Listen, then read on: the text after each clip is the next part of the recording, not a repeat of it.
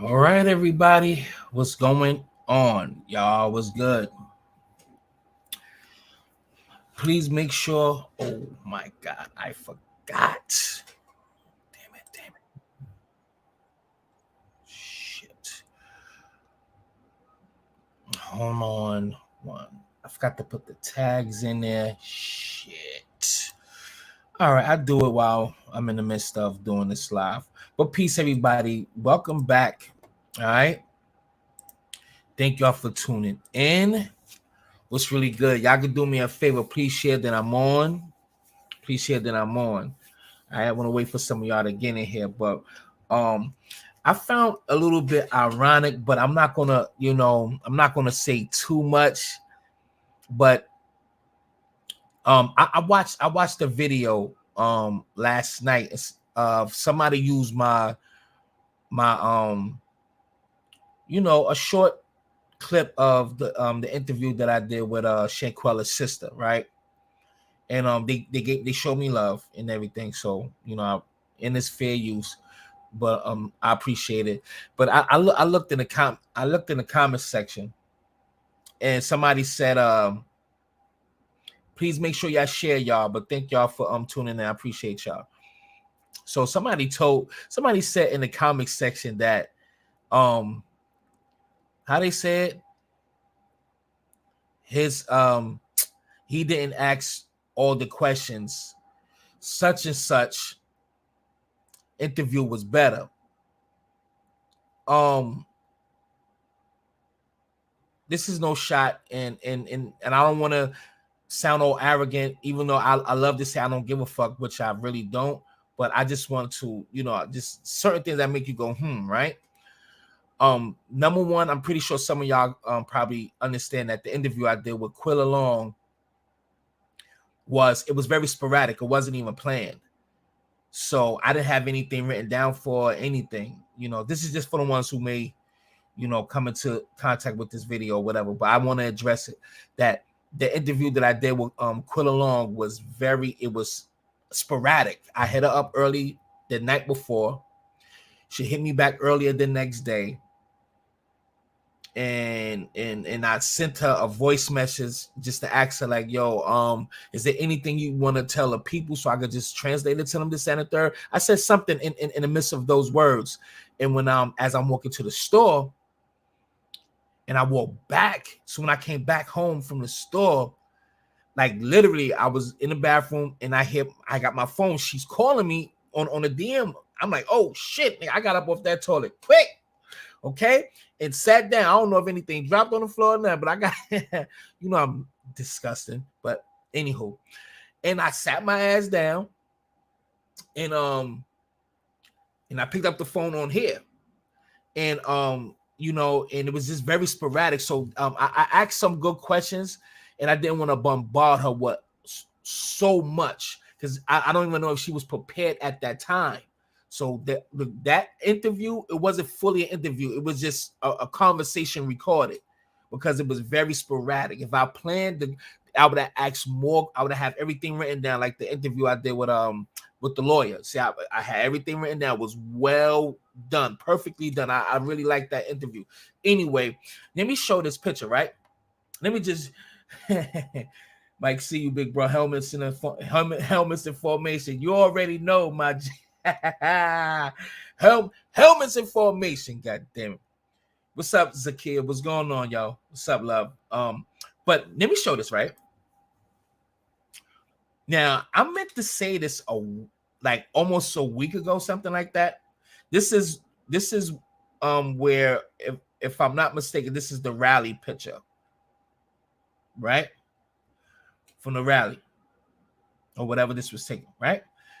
Who do you see on the far left?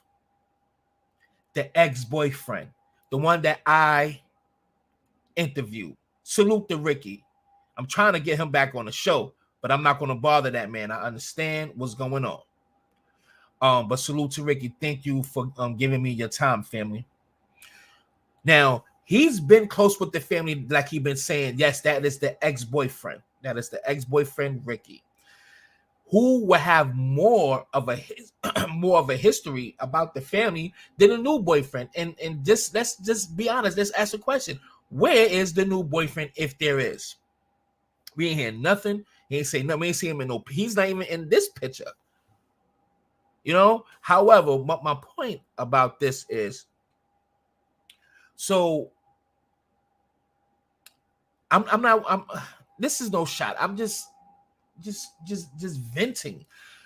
So come out with a video responding to an interview that I did with the ex. You emphasize that this person is an ex, but not explaining, or I guess quote unquote exposing that what he said in the interview was false. Nothing in the interview was false. Because this guy is, as you can see, still close with the family, just like he said. He's close with the family, as you see. So he knows more than the rest. And he will know more than the mother and the parents.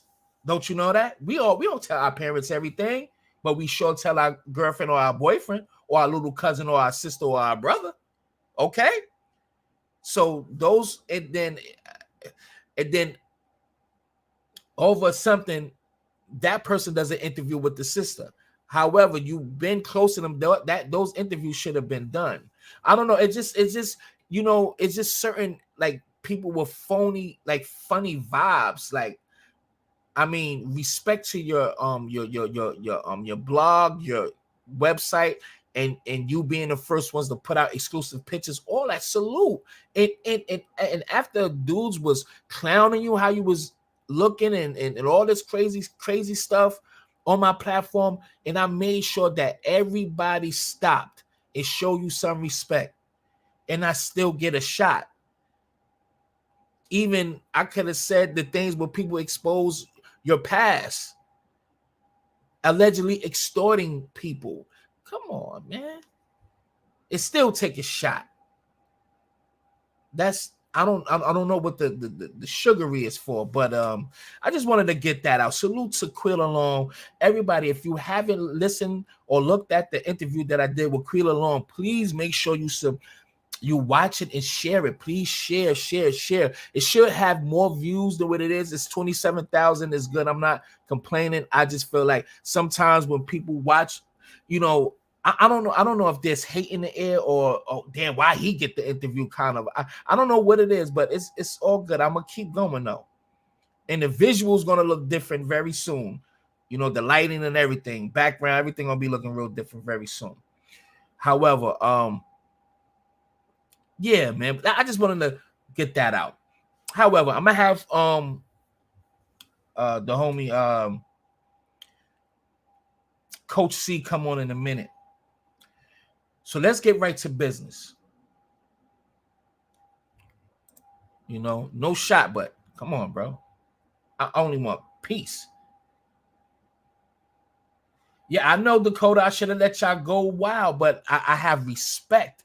And that's why you have to understand that you can't expect you out of people. I'm not trying to make this a big thing, but we have to stand on principle. And I try as much as possible to practice what I preach, far as standing on some kind of principle and showing other people respect. I do it. I try. I'm not perfect, but I do it. But you can't expect that from other people and show you love after that, and you still throw darts. Like, come on, fam. Is it that serious? But that's what you get for being nice. That's why I don't do the internet stuff, because I don't want no trouble. I don't want trouble. I don't. I was gonna say something else, but I just want to stay away from unwanted issues. But just leave me alone, man. I have no quarrels with anyone. Let's go to the Tasha K joint, and then we're gonna scroll up. We're gonna go to the Kelsey thing. That's Kelsey's son right there. We're gonna go to the boyfriend, or the one that she's married to, so for so on. Oh yeah, let me X this out. Hold on. Let me unshare real quick so I could send this link. Give me a second.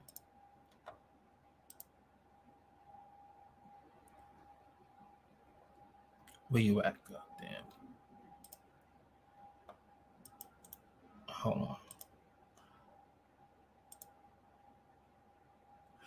All right. Make sure y'all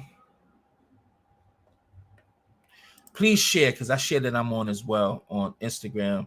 I'm starting to like Twitter a little bit more because I never really wasn't big on Twitter. So I'm starting to like ease my way back on Twitter, because it took me years to get on Instagram. It took me years to fuck with Instagram. So I like it now. Street TV, they called him husband in court. Yo, Street TV, get your behind on here. Excuse me for saying it like that. Street TV, salute to you. Let me put this link in real quick. Link TV. I mean, Link TV. You got me saying Link TV. Street TV. Only Street TV, please hit this link to get on the panel real quick. Why I keep saying Link TV? Street TV. Can you hit that link, brother? In respect to your work as well, man. I see you, man. Please join us, brother. All right, the link right there. Only Street TV. Hit that link. Thank you, brother, for joining us. Everybody, please share. So this is going to get good. Please make sure you donate to the platform. Please make sure you show some love to the platform. Hopefully that won't kill you. I will gladly appreciate it. And please enjoy the show. Okay, give you 5 minutes. Okay, cool, King. And I appreciate you. All right, Gunna ain't want to give up. We're gonna do the Tekashi and 6ix9ine shit and the Gunna stuff last. We're gonna do the Kelsey and Megan trial first. We're gonna do all that first, and the stuff come later. All right, thank y'all for tuning in, man. Let me go back to my saves. You know what song been playing in my head for so like all day is the Grinch song, the trap song to Mr. Grinch. That shit is in my head. I need to play something because the shit is hard though. The trap remix to Mr. Grinch, the theme song, that shit is killing my brain right now. Anyway, let me share my screen. I'm gonna talk y'all to death. Word up. Love from London. Salute to London. Everybody put where you from, your state, man, and country or whatever. Salute to London. Thank you for tuning in. Lala Omar. All right, salute to people out there in London. Hopefully I come there one day and eat. Okay. What was I doing? All right, let me shut up now. Let's go to Tasha K. Shout out to Tasha K with her crazy ass too. Shout out to her. Toronto in the building too. Salute to the 6. God damn it. Let's go. Another failed friendship. Okay. All right, here we go. Megan Thee Stallion. Another failed friendship. Okay. We're talking about EJ, her stylist, Tory Lanez, Kelsey, Tiana, JT, what's the damn girl name? Kylie Jenner. You name it. It's just too many. Nicki Minaj. I mean, the list goes on. The list goes on, okay? But the way she did Tiana was kind of fucked up. Tiana just sold her house, right? This particular house that she sold is a house that she allowed Megan to stay in because Megan couldn't qualify for a house in LA. Right. EJ had recommended that Tiana, since Tiana travels a lot, she has a lot of houses, that she allows Megan to rent out her house. So Tiana did her a good thing, okay? And so Megan likes to get thrown, okay? She likes to get thrown. One too many nights when she was throwing horse, okay? And decided to go live. And she's giving tours of the house and, just not being careful, right?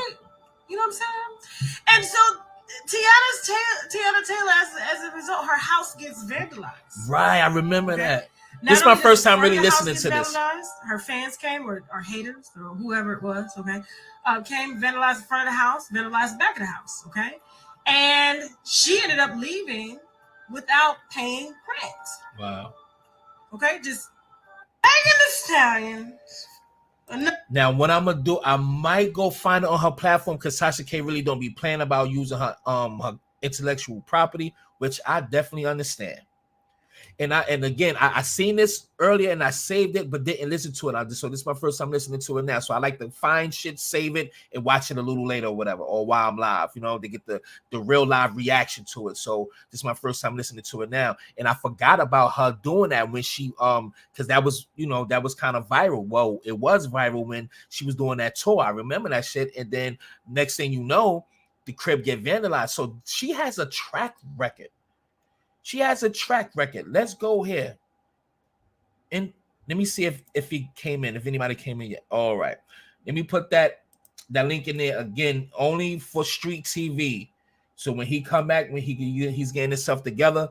So that link is only for Street TV. Please, only Street TV and Coach C. But I already sent that to her already. But let's nigga sound like Dougie Fresh right there, nigga. I stand in my dislike with a girl. So let me be clear to the audience. That has nothing to do with this case or Tory Lanez. For me personally, I've seen this woman do horrible things to some really great people that I have long-standing relationships with in this industry. So I'm biased. Like, you can't just treat my friends and people I quit and people I've seen in this game for 15 years a certain way. That aside, I'm talking about her and what she's chosen to do professionally. I want to be clear. I don't know her as a person. She could be amazing, but there's a lot to deal with when you sign, and a lot happens fast. I stand in my dislike with a girl. So let me be clear to the audience. That has nothing to do with this case or Tory Lanez. For me personally, I've seen this woman do horrible things to some. I was reading something, but yeah. So she has a track record of doing people dirty. Okay, she has a track record. Oh, I see you, Coach C. Track record of doing. Make sure you mute your background. She has a track record. I'm gonna go to the boyfriend right here. Peace, Miss Coach C. What's going on, love? What's going on? You can hear me? I guess not. Can you hear? Oh. Okay, I'm here. All right, you can hear me? Yeah, I can hear you. All right, cool. So hold on, y'all. Let's go. So this is her boyfriend or child's father that I'm pretty sure we all know. So this is hold on. Darren Smith, D-Boy Smith, Darren D-Boy Smith. So this is her child's father, him right here. So I'm pretty sure y'all already know this already. So this is nothing new, but just want to give y'all just a little bit of who this guy is. So you can see why she is kind of changing up her story. She got powerful people behind her. Megan Thee Stallion introduced or I don't want to say introduce Kelsey to him, but brung him around that circle because she was at one point in time affiliated with 1501 and Mr. Crawford. Shout out to my ex-PR. Her name is Robin from Houston, Texas. She was so cool. She got me an interview with Turk like 3 years ago from Cash Money. So salute to her. I really want to mend this relationship. You know what I'm saying? Salute to my homegirl, Robin out there in Houston, who has good connections, and she was going to have me do an interview with Crawford as well because she knows them. So salute to Robin, salute to her husband, salute to y'all, man. Hopefully, we could join forces again. So salute to you, putting that energy out into the atmosphere. So salute to my former PR, my homegirl, Robin. Real cool people, man. Salute to you, love. All right, so again, this is another reason why she has changed up her story. And let me just show this picture. All right, we got what's the name in the building as well too. All right, let me take him off and wait till he's ready. That's Street TV Alonzo, Alex Alonzo. Let me share this again. You all right over there? You need some tissue, girl? Somebody gonna be thinking otherwise, motherfucker. Okay? Let me put it on mute. Okay? Okay, yeah, I'm new to this, so help me out. Let me stop. What was I showing? All right, here, right here. Okay, let's show this, and then we're gonna get right to it. Yeah. So this is her son, 7-month-old son. What's the name again? Start with a D, but handsome little fella. Beautiful boy right there, man. Salute, man. So that's her child that she have with him. So I'm pretty sure that he gave him, he and oh my God, Jay Prince prepped her. They prepped her pretty good. And they, who knows, and allegedly just thinking, what if they the one that paid for her lawyer fees? Who knows? Because I forgot his first name, but Crawford said in January, Megan's going back to court. Megan has a track record of doing people dirty. I want you to hold on, Coach C. We're gonna go.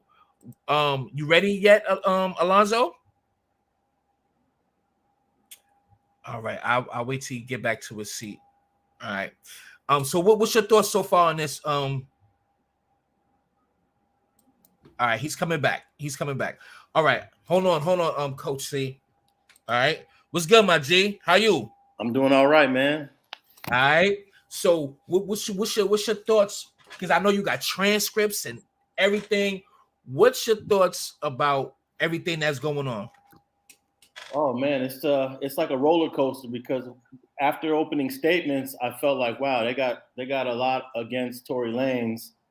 But then after the first day and the second day, of course, being Megan testifying, and then the first day was a couple of police officers. I felt like, okay, this case is moving along for the prosecution.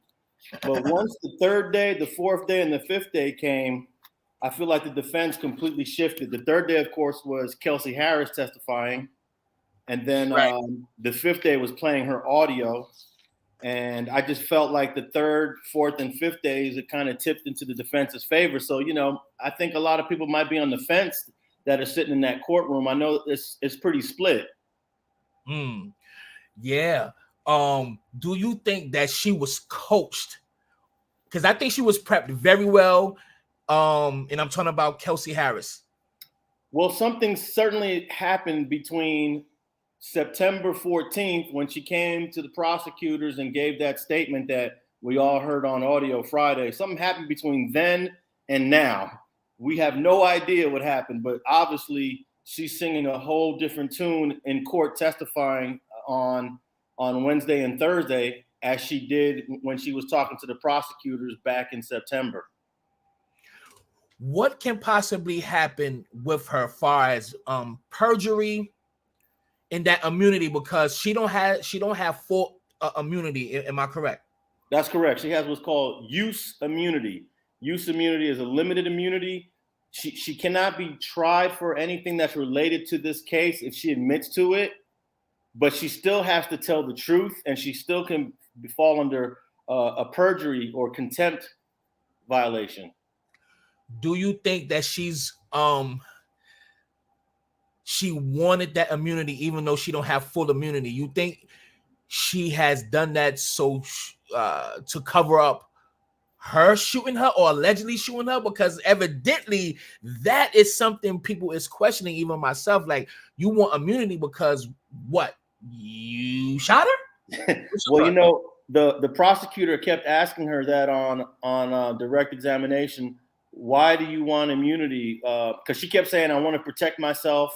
I need to protect myself. But she was very vague. And then the prosecutor, Kathy Tasha, said, protect yourself against what? And she said, against self-incrimination. And then she was like, self-incrimination, how? Right. And she was very vague, Kelsey Harris. She would not be direct. And then the prosecutor just straight up said, did you shoot Megan?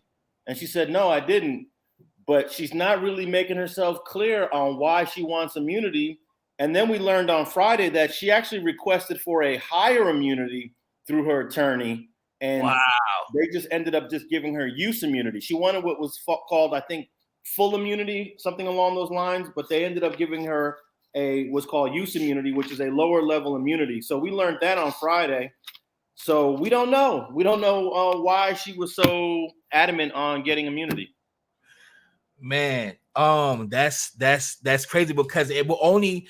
I mean, it's not too many options to think why she want that. So she has to be guilty. Now there's and I wasn't expecting this, so I'm glad you definitely came on. So I'm just going off the top right now. So Sure. but they're saying there's 4 DNAs that's on the gun, but none of it shows. Well, it says inconclusive far as Tory Lanez is concerned.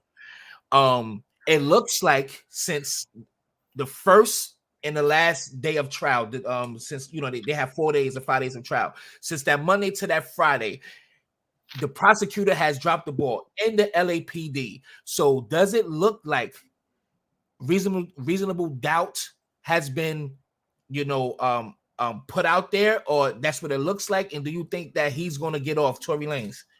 Well, I look at a lot of criminal cases, and to me, a majority of these cases have some sort of doubt, and the judge is going to direct the jurors that it has to be a level of doubt that a reasonable person would determine.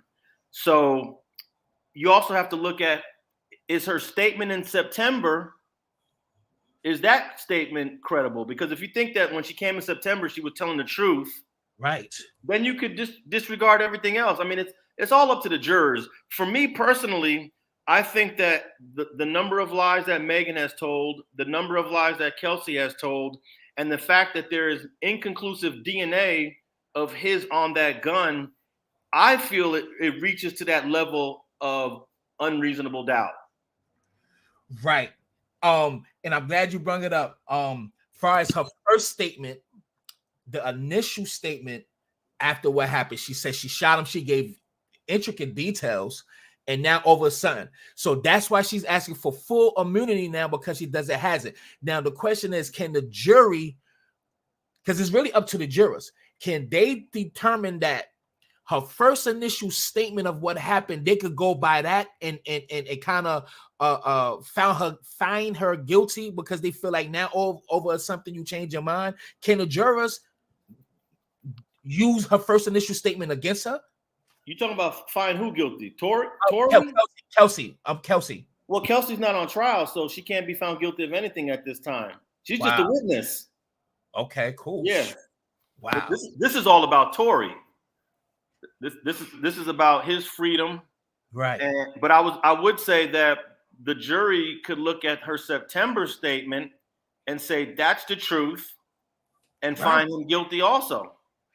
Why? Right. So that's that. So I formulated that question wrong. So I'm glad you made that clear. So just by that, her first initial statement can get him found guilty. Correct. Wow. If they're not really deep thinkers, but there's so many other things that you have to assume so many things. But both Megan and Kelsey said the shooter was in the front seat hanging out the car. When all of this went down, Tory was sitting in the backseat behind the driver. So the question is, how did he get from the backseat to the front seat? There's only two ways. You either jumped over or you got out the car and went into the front seat. So most people believe, Megan and Kelsey said that they believe he jumped from the back to the front. Wow. But also, when Megan got out the front seat of the car, did she just walk forward or did she walk backward towards Kelsey and engage in a little bit of physical altercation with Kelsey? So all these little steps matter, right? Because they all lead up to the shooting, and then they all lead up to who shot and why they shot. Was it Kelsey that shot because she got into a fight with Megan, or was it Tory that shot because he felt disrespected over his artistry? Right. That's pretty much what it boils down to. Right. And I think will make more sense that it was Kelsey because she felt betrayed because, she done it time and time again, like going behind her back, having sex with the people that she had sex with. My question is, what's your thoughts on the bodyguard? Because now he's missing, and some people is making it so dramatic, like as if Tory put a hit on this dude and made him disappear. We all know why he disappeared. What's your thoughts on this damn bodyguard? Now you're talking about Megan's bodyguard? Yes, sir. Or I did think the his one? name is Edison. Yeah, something to that effect. Let me make sure I got his name right. Because if that's Megan's bodyguard, you would think he would come to testify on behalf of Megan. Yeah, his name is Justin Edison. And the prosecution said in opening statements that they were going to bring Justin Edison to court, and Justin Edison was going to say that Tory Lanez shot Megan. So that means the prosecution already had this information. That means they already spoke to him. There was an agreement. But I'm not saying he didn't show up because the trial's still going on. Right. That's why I said to the people that on the final day or the day before the final day of trial, when is the trial ending? Is it next week or? Yeah, the judge said he expects all witnesses to complete testimony on Tuesday. So we got all day Monday and we got all day Tuesday. So I don't know why people are saying he didn't show up because the trial's still going on. This is why I said this the other day. They look funny. They feel like they dropped the ball. Yes, the prosecution. Yes. Now they probably gonna pull their Joker card, the big Joker, on Monday and bring that security. He might be the anchor that they waiting on. And they to me, just me thinking they know about public opinion and you know how we react to negativity or make this a suspense and just put stuff out there. That's why they probably put out there why he's missing and stuff for, you know, we could just be all up emotionally connected to this. Oh my God, what happened to Tory? Had somebody kill him? Like, oh my God, he's leaving. You know, so we all in it, and then they just hit you with the big joke, and he'll be there Monday and Tuesday. It's a wrap for Tory. What's your thoughts on that? Well, the issue with Justin Edison was he wasn't present, so he can't say that he knows that Tory shot Megan. What we learned in the opening statement was that after this whole incident happened, Tory went to Justin's place either to drop off some stuff, and according to what the prosecutor said in opening statements was they had a conversation and he admitted to Justin that he did it. So basically it's kind of like hearsay.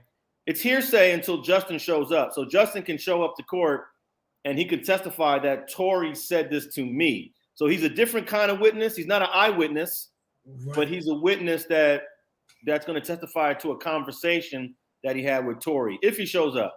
Now I know I'm looking like a ass right now, but so I'm getting it mixed up. What about the actual security that jumped out the fucking car, who was driving and ran? Where's he?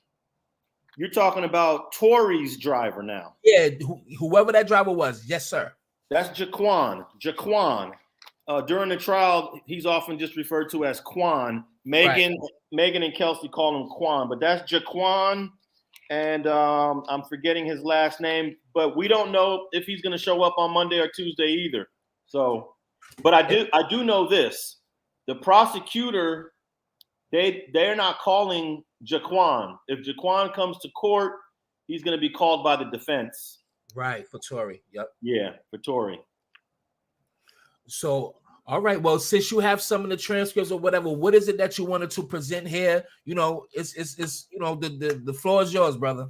I mean, this trial is look, these are the most notes I've ever taken on a trial before. Look, I was in the trial of Eric Holder, the guy that shot Nipsey Hussle, and I think I took maybe I took 76 pages of notes in that trial. I'm already on 150 pages in this trial. So that's double. That's double the amount of notes that I've taken in this trial. And it's just so many things, man. This is the type of case where I got to go back and look at my notes and write out, you know, a very thorough article. But I mean, we've had about 11 witnesses. I think the DNA expert, you know, the defense called a DNA expert out of order. And they both said that there's 4 DNA profiles on that gun. Right. And that and there's 4 different DNA profiles on the magazine. So in total, there are 8 DNA profiles, 4 on the magazine, 4 on the gun. And the one on the gun, I found it very interesting. They said that 90% of the DNA on the gun belongs to one unknown male.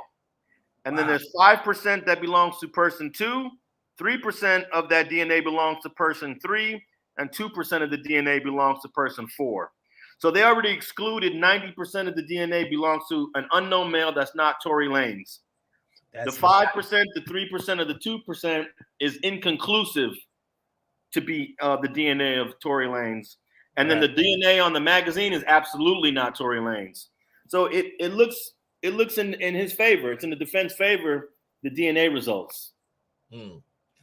Now with the audio, when they played, because I was looking at shout out to Millie Grams, aka Mob Radio. Shout out to her. She been on the job as well as you as well. Y'all all doing a good job. What's your thoughts about that last trial? And yeah, what's your thoughts after that? Well, the audio, it all depends on if you believe the audio is 100% credible. So if you believe it's 100% credible, then you're going to conclude that Tory did it, because that's pretty much what she said. She said basically she said that Tory she said she heard gunshots, she turned around and saw Tory over the front seat, passenger seat shooting. And I thought it was pretty compelling. She was there, she was present with her husband, and she had 2 attorneys present over the phone. And they made a big deal, the prosecution, that she was in a relaxed environment, there was no pressure, and that she came forward to tell her story. But what's really interesting about the audio is she was more complaintive about Megan than she was about Tory. Right. It was more about what Megan did, how Megan made her mad. And I also found it interesting. She used the language that Megan didn't protect me when she made her statement. Megan didn't protect me. It was all about protect. And it kind of had me asking, like, to protect you against what? Right. It just seemed like there were some missing pieces when she was telling the story. But I think a regular juror, the average layperson juror, if they believe in that statement, they're going to point guilt towards Tory. But if we got some critical thinkers, they might be able to read between the lines and not really take that whole statement at face value. There's how many women? I think it's like 12 women. I think it's like 10 women. Because I read it last week, the jurors. So in a lot of women, there's still the consensus out there is that Megan has been hurt, and she has metallic pieces in her foot. So she was shot. So they really looking more towards that, even though there's inconsistencies. She has been lying about certain things, and I'm talking about Megan. The prosecutors have dropped the ball. LAPD has not done a thorough investigation from the crime scene to reports and everything. However, I think that those jurors, and there's a lot of women on there, not discrediting them, I think that, like you said, if they critical thinkers, they have to be critical, not in their emotions. But however, I don't know, man. Tory is really not off the hook, because it's really up to them. And what's your thoughts about how the women of the jury is going to maybe think? I mean, you can't know what's in their mind, but what's your overall thoughts on that, if anything? Well, I can tell you this, with a lot of the people that I talked to in the hallway and other people from the media, it seems that this trial has really divided people on gender. Some women, most women, are going to side with Megan, and it seems like some men, most men, are siding with Tory. So there is definitely this gender divide that this trial has exposed, and the jury is majority women. Now there are 3 alternates left. So we got 15 jurors. I'm not sure which one of the alternates on, but I have here 1, 2, 3, 4, 5, 6, 7, 8, 9, 10, 11 of these 15 jurors are women. Right, see? But most of them are alternates. So it is definitely a majority women jury. And if the women are thinking like a lot of the women that I personally spoke to in the courtroom, it's going to be tough for Tory, Right now, hold on. I have someone else on a panel. Do you have any questions for him, Coach C? And let me put you on. Oh, there you guys Yes. go. I definitely have some questions for you. Definitely. One question is, we do know what the instructions are to the jury. There must be beyond a reasonable doubt, right? Is that correct? That's correct.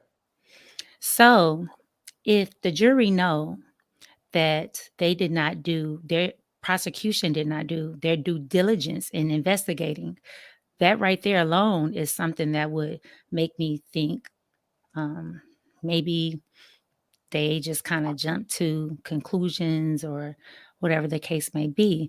And then you got to get all 12 correct for beyond a reasonable doubt. It must be unanimous to find this brother guilty.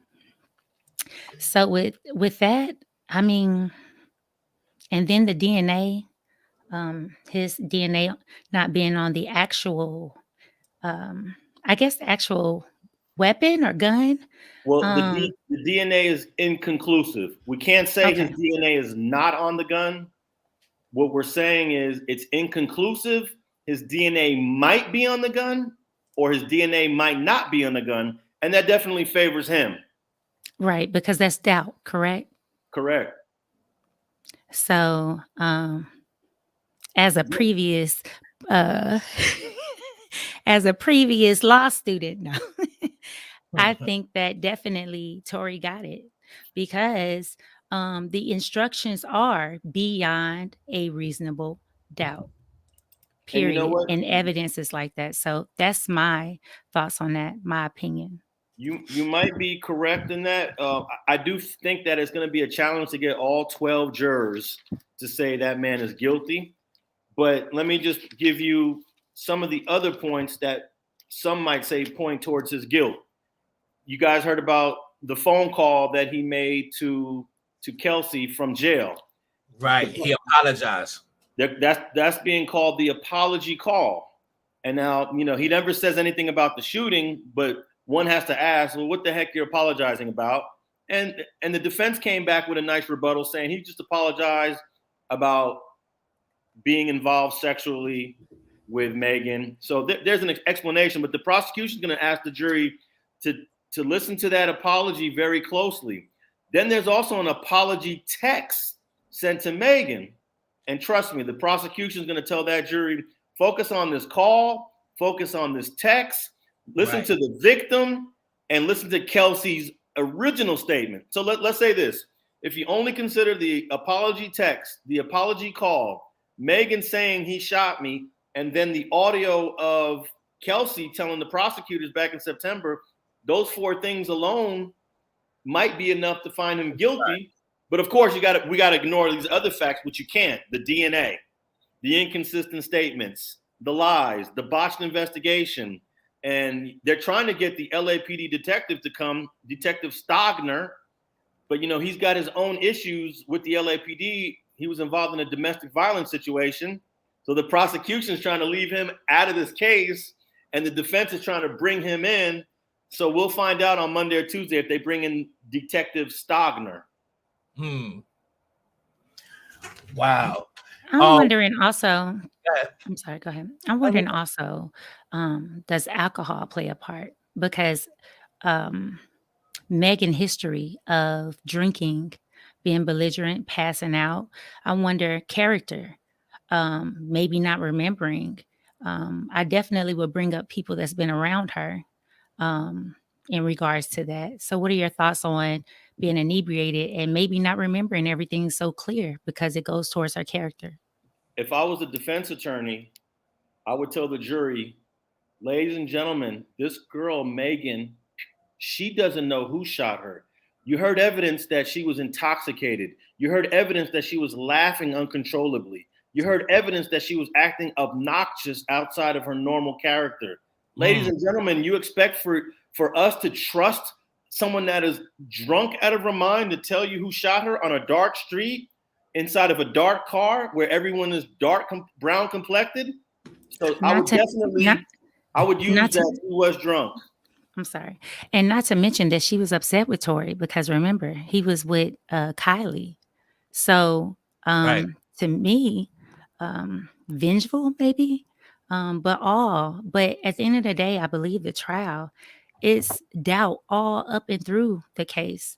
So it will be Yeah. hard for me to believe you got 12 people. Because if I was on the jury, I definitely, after hearing what I hear, and I'm not even in there, I'm saying, yeah, I couldn't put nobody in jail for 20, 30 years off that. That's a no-go. So definitely, I think he gonna get off. Hey, you might be right. You might be right. But jurors are not supposed to consider what the punishment might be in determining innocence or guilt. That's completely irrelevant in them coming to their conclusion. But I get it though, because if you tell a juror this man is looking at 25 years, they might be like, oh hell nah. This is not a 25-year punishment type of case. But Right. he certainly could get, I think, something like 15 to 20 years if he's found guilty on all charges. All right. Wow. I hope he don't get all that time. I hope he don't get it. But like you said, there's a gender split. And if this is him, but this is what Tory Lanez responded by putting this out saying good love muscle had me good love muscle had me having sex with two best friends and I got caught. That's what I apologize for. It's sick how you spun it though. So I think that's what he is. That an old tweet or a recent tweet? I'm not sure. This has to be recent. This is from No Jumper. He retweeted this, and this was on the 14th. So this was 4 days ago. I think that's exactly what the defense said to explain the apology call and the apology text. Right. And when he apologized, when he sent the text and the call, he was specific about, I know Megan's probably never going to want to talk to me again, but I'm sorry for everything. So, depending on how the jurors think, they're going to weigh certain parts of the evidence more heavily than others. Right. But I can say this has been a fascinating trial. I've been in a lot of trials. This has been so interesting. It's so interesting to see how the law is working, to see the decisions that the judge is making, to see that you have someone that's trying to take the fifth and they're given immunity. I mean, it's just been interesting. The court's been packed pretty much every day. Interesting. What is your thoughts about her being engaged to Darren Smith, D-Boy Smith, who's well connected, and to the Prince family, and he's a part of 1501, the label and all that stuff. So what's your thoughts and all that about that correlation? Well, what's interesting about I think his name is Darian Smith. Did I get that right? Yeah, Darian Smith. Yep. Darian Smith. See, Darian was present when Kelsey made all the statements in that interview she did with the prosecutors in September. So that means he was on board at that point. So I think it's a great question. Like, what role or what influence did Darian have over Kelsey? Maybe Darian got to talking to people and they said, hey, that's not a good look. And then Darian told her, hey, maybe when you go to court, man, you shouldn't say these things because it ain't a good look for some of the things I'm trying to do. Who knows? I'm completely speculating here. But the fact is he was present during that initial interview in September, and he's present in court with her every day, which was 2 days. He was present in court. Oh wow, because we never see no picture. You know what I'm saying? So that's no. There's a picture of them walking out of court and they're holding hands. I saw that. There's a picture of them walking out of the court together and they're holding hands. Right. Yeah, and this case right here is going to because it's already a gender war. Is us as Black people, we always have this taking each other down and bringing each other down or whatever. However, this is going to be one of the most crucial times because this is going to determine a lot because it's already a split with not even the jurors, us as a community, period. So it's like, do people's gonna think, do they want a black woman to tear black man down, to go to jail to do all these years because of a drunken moment, one split judgment from being drunk and saying things that they wish they could have just kept to themselves, brung all of this out, and I think that this is going to really like, I don't know, it's already causing a rift within the community. I just feel like this is just gonna it's a split. It's hard for me to formulate the question, but I just think that I hope this outcome don't determine the love that we have for one another, far as us as a culture, as a man, as a female. You know what I'm saying? I don't know. It's hard for me to put that together, but I hope you understand what I'm saying. That was loaded, but well, one of the things that you just made me think about is some of the malicious things women say about us. Some women, let's just say some women say about us. Yes. And I think we have a lot of examples of that in this case. Now, if I take you back to the Gayle King interview, and she asked Megan, have you ever been involved with Tory? And she said, absolutely not. But in trial, she eventually admitted the truth to the prosecutors. And in trial, the defense asked her, well, why didn't you? No, the prosecutor actually asked, why did you lie about that? And she said that she had a tough time admitting to the world that she had sexual relations with a man that eventually shot her in the foot. So that means that if she's feeling a certain kind of way, she's willing to lie and tell the whole world something completely untruthful.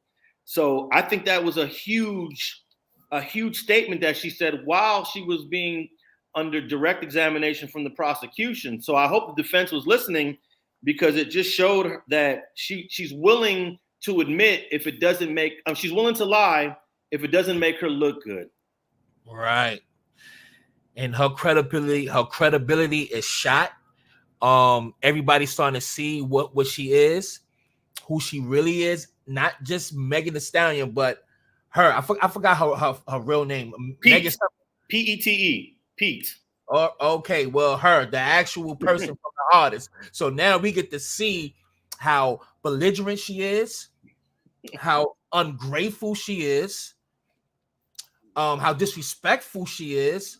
I guess use people, and like her whole character is being exposed in this case. This trial is really exposing and highlighting who she is. Do you think her career is going to be diminished behind that? Do you think she's going to lose any sponsors, or because everybody is behind her, like the press, like there's a lot of money behind her pushing this trial and putting her doing all these big interviews and stuff like that. What do you think about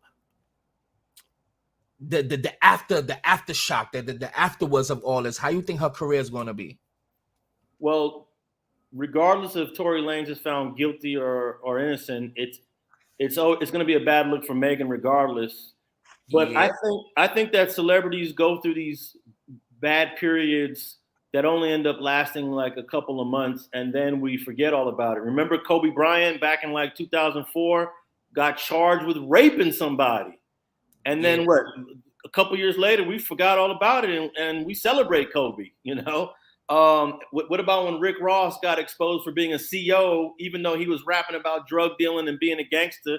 Everybody forgot about it. So I think the backlash might be for a couple of months, a few months, and then eventually we'll forget all about it. Hey, is there any more questions that you have for him? C? Yeah, I got a question. Is it Sean Kelly? Is that his attorney?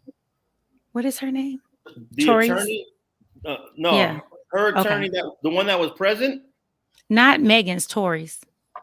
Oh, Tory's attorney, his name is George McDesian. Oh, but Holly, you're thinking of Holly. Yeah, Holly, yes. Holly was a previous attorney that Tory Lanez had, and he switched attorneys from Holly to the guy that now his name is McDesian, M-G. Okay. You spell it M-G-D, McDesian. It's an Armenian name. Okay. And he's doing a damn good job, by the way. Mm-hmm. Then somebody say, I think Kelsey said something about I think that lawyer you was just saying, Holly or whatever, in the trial, but it was like he didn't. Tory didn't even like paid her to be his lawyer at that time. Like, where she get that from? Am I mixing that up? Well, no, his name came up from Kelsey. Kelsey brought his name up because there was a point in time after the shooting where Tory and Kelsey met up and spoke. Right. And this is also, she testified to this, and it's also on the audio. She said, Tory said, what can I do for you? Can I help you? Can I invest in you? And the prosecution trying to say it was a bribe. It's sort of like a bribe. And then there was a part in the audio where Tory Lanez, to me, this stood out the most, where Tory Lanez actually said, do you need me to get you a lawyer? Right. And immediately I started saying to myself, why the heck would Kelsey need a lawyer? Why would someone offer Kelsey an attorney? And then her response was, no, I don't need a lawyer. I don't need anything. I can take care of everything myself. And then she testified that Tory was offering her things because his attorney, Holly, told him to word it that way. So I guess it's not a bribe when you say, do you want me to offer you, do you need a job? Would you like me to invest in a business? Right. That's what we said, invest in a business. Yeah. Right. Or get you a lawyer. So Tory was offering her all these things. Of course, the prosecution is going to say this was a bribe. And of course, they're going to say, no, it wasn't, the defense.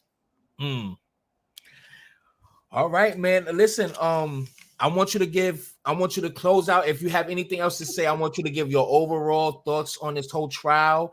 And I want you to close out by giving all your social media contacts, how they can find you, so forth and so on. Okay, well, I'm still on the fence, but I'm leaning towards the defense in this case because we haven't heard all the witnesses yet. We still got Monday and Tuesday.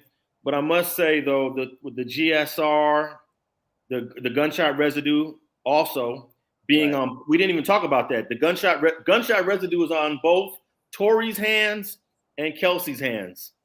So how the heck does Kelsey get gunshot residue on the hand?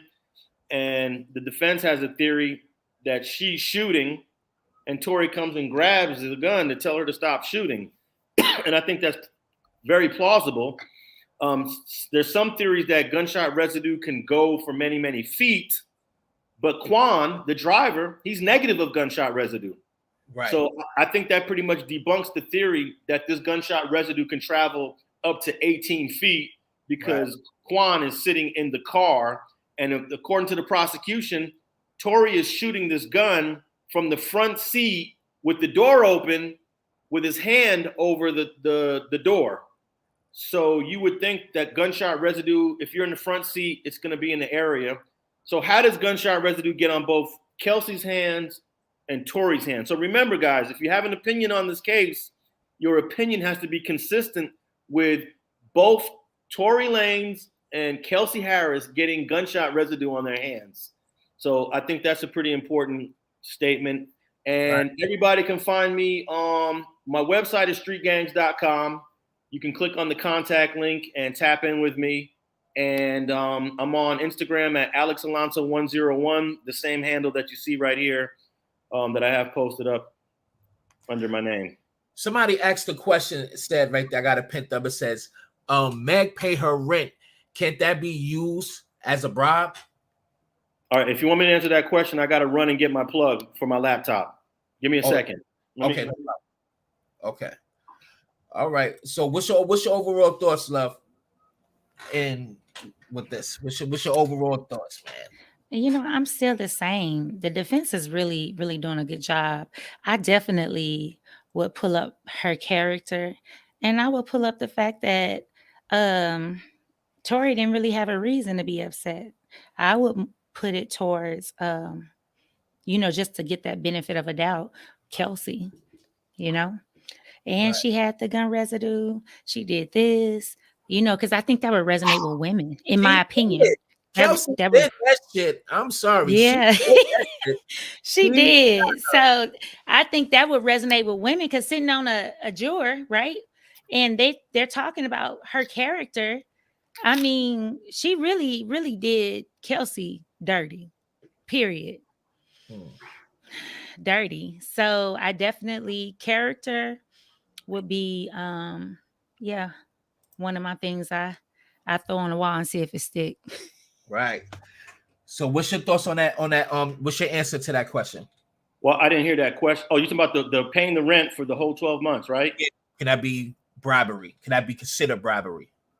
I heard that it can be considered, but when you put it in its whole context, I think the reason why she was offered that is because they wanted to get rid of Kelsey. There was a lot going on when that offer was made. Kelsey was trying to visit Megan in the hospital, and Megan's team, i.e. Rock Nation, i.e. a girl named Jilly, i.e. Desiree, they would not let Kelsey visit Megan. And then Desiree tells Megan, look, Megan is going to be down for a while, and you're not going to be able to, tap in with her. And Desiree told her it's not safe to be in this house either. They made this whole thing up that it's dangerous to be in this Airbnb that Megan had in LA. And they told her you need to go back to Houston. Kelsey's like, I gave up my place in Houston to come live out here with Megan. I don't have anywhere to go. Yep. So they said, Megan actually finally responded to her and said, look, just go back to Houston, find a place, and I will pay for it for 12 months. So I didn't really look at it as a bribe. I just looked at it as a way to appease Kelsey to get her out of LA, to get her out of her circle. And that's pretty much what it was. Now, so would that mean that she wasn't married at the time? Because there are some people saying that she was married. So I'm wondering. So I'm sorry, that's a great ass fucking question, because it make you think about the boyfriend, Darian. Right. Child's father, where was he at? Why he didn't say, "Boo, I got you. Come to the house. Come to." Well, does anyone know how long they've been together? Nope. I pulled up something. It said, aside from her business ventures, Kelsey enjoys showing off her little boy, Draven. That's the boy, her 7-month-old son. He's frequently seen on her Instagram. Hold on. Where was? Oh, it said the only thing it says that Kelsey shares her little man who was born back in May 2022 with Darian D. Boy Smith, an exec at 1501 Certified Entertainment. That's pretty much it. So, but you gotta think of it in entirety, because think about it. She was messing with Tory. She was messing with other dudes. So there's no way she could have been married. But we did get some testimony that on the night of the shooting, after the shooting was over and they all got in the car, Kelsey stated that she called a guy that she was talking to, never identified who this guy was, but she called a guy that she was talking to so that he could hear everything that was going on because she didn't feel safe. None of the attorneys pressed her on who this guy was. Maybe they already know who the guy was and it's not important to them. Maybe it was Darian, who knows? But she did call a guy up, kept the phone on, so that person could hear everything that was going on and make sure she was safe.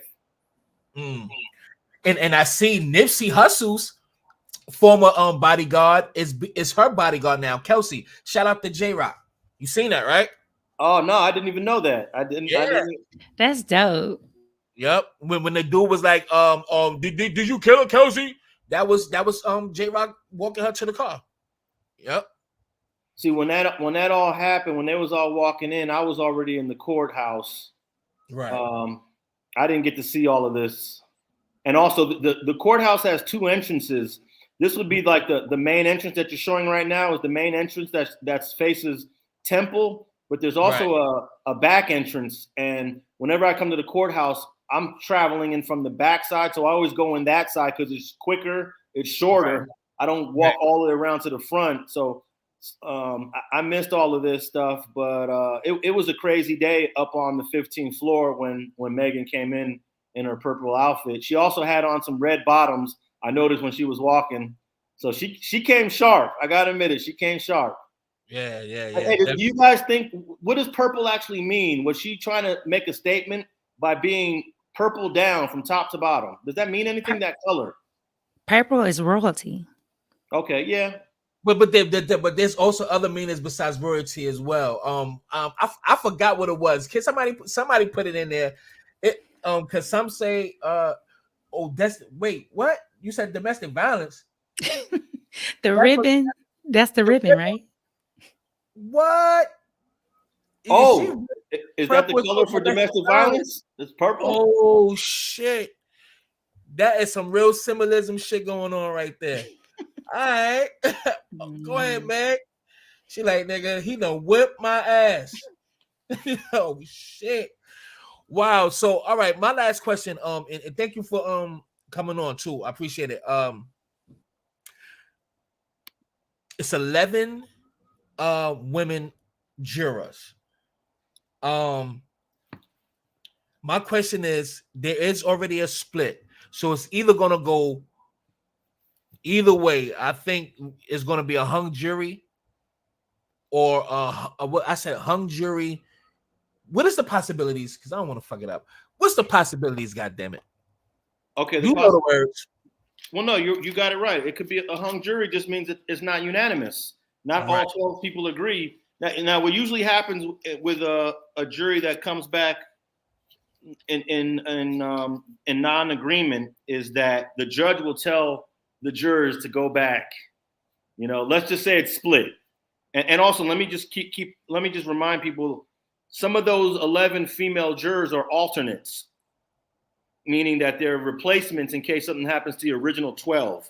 So of the original 12, probably I'd say 8 or 9 of the original, maybe 9 or 10 of the original 12 are female. So, but if they don't agree, and let's say they come back split 6-6, Judge Harryford is going to say, all right, can you guys go back in there and spend another couple of hours and see if you can iron things out one way or the other. The judge is not trying to say guilty or say innocent. He's just trying to say, is there a way that you guys can come in agreement? So the jury will go back in the deliberation room, and let's say they go for another hour or two, and the jury 4-person comes out and says, Your Honor, we cannot come to an agreement. The judge will probably tell them to go back again and say, all right, try one more time. And then usually if the 4-person comes out and says, look, Your Honor, we've been doing this all day.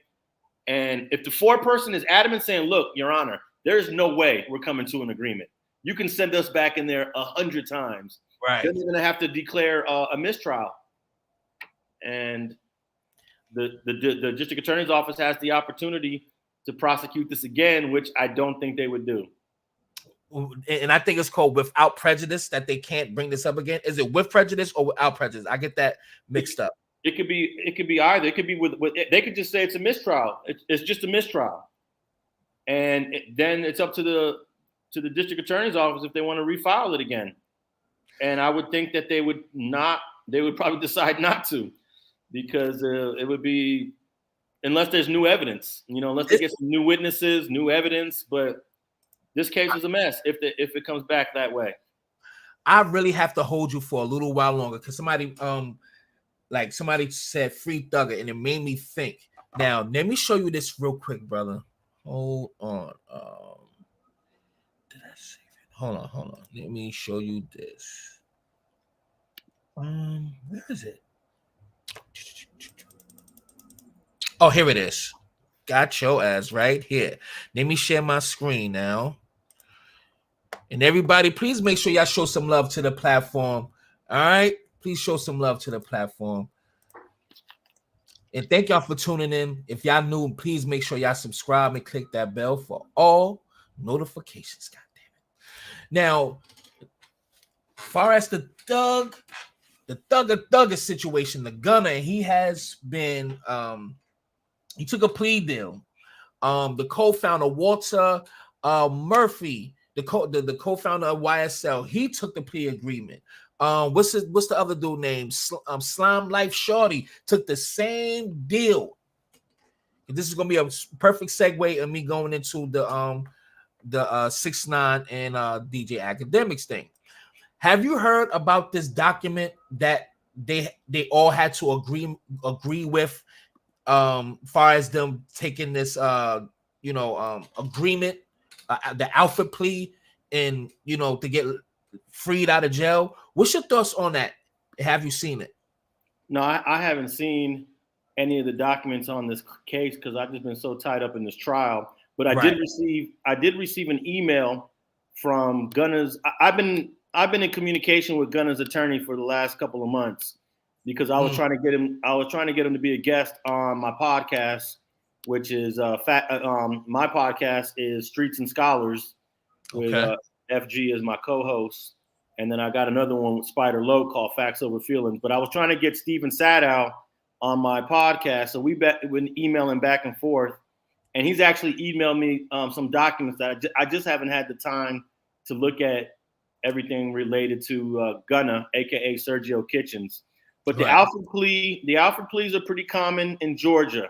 They use Alfred pleas all the time in Georgia. What they basically mean is that the prosecution is saying, we got enough evidence to find you guilty, but maybe a jury would disagree.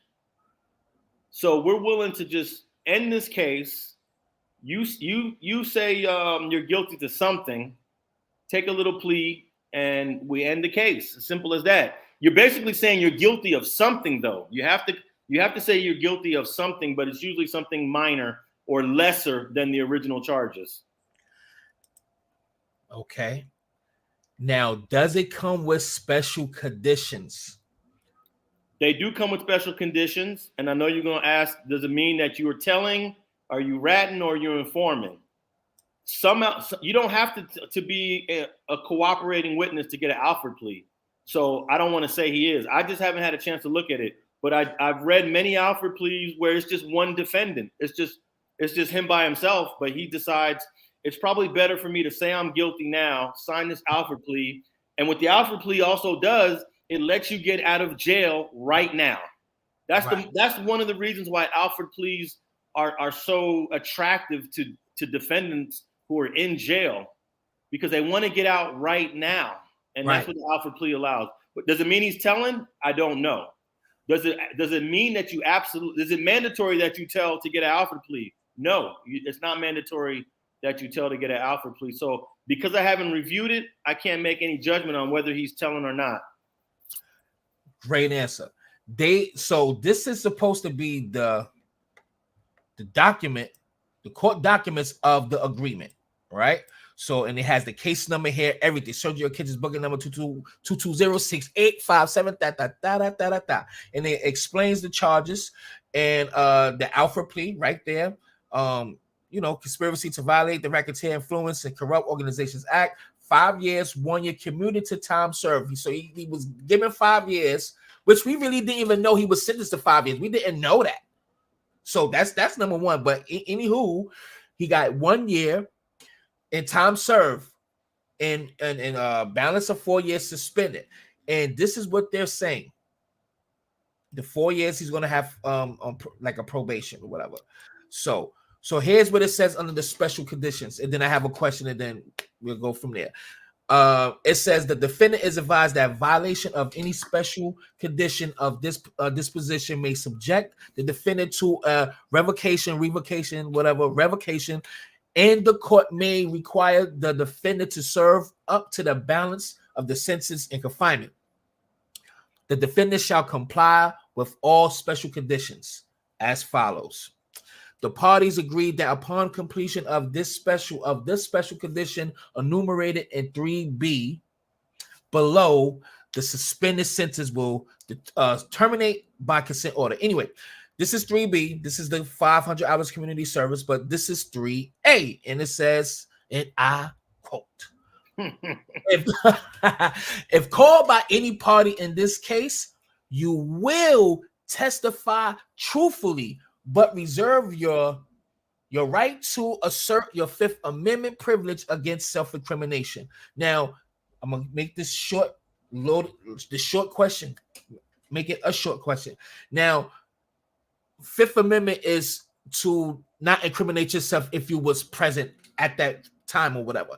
Now, you have to testify truthfully if they ask you a question about did they hear, did he know, did he have any knowledge of just say Young Thug rented out the car and gave it to somebody who committed that murder in 2018 or whenever that happened, and he do not tell the truth, knowing that the feds know that they already have evidence, so you can't lie.